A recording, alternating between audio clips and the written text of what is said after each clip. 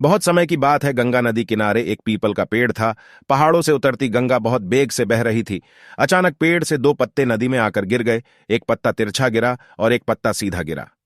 जो पत्ता तिरछा गिरा था वो जिद पर अड़ गया कि और कहने लगा कि आज चाहे जो हो जाए, मैं इस नदी को रोक कर ही रहूंगा।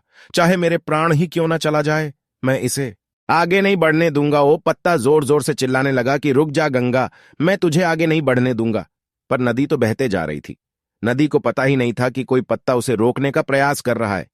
इधर पत्ते की जान पर बनाई था। वह लगातार संघर्ष कर रहा था। वह पत्ता नहीं जानता था कि बिना लड़े वहीं जाना था, जहां थक कर और हार कर पहुंचेगा।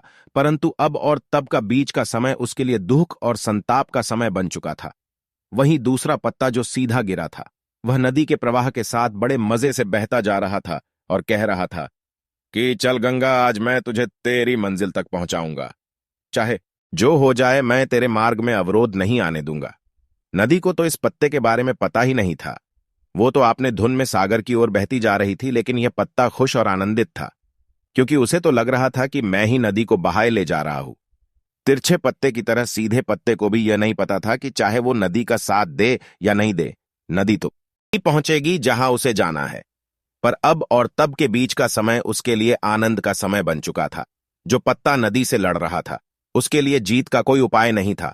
सिख दोस्तों, यह कहानी हमें यह सिखाती है कि जिस दिन हम लड़ना छोड़ देते हैं, उस दिन से हम जीना शुरू कर देते हैं। अब लड़ना छोड़ देने का अर्थ ये नहीं है कि आप सपने ना देखें या उसके लिए मेहनत करना बंद कर दें, बल्कि लड़ना छोड़ देने का अर्थ यह है कि आप उन चीजों को बदलने की कोशिश ना करें जो आपके हाथ में नहीं है। खुश रहिए, स्वस्थ रहिए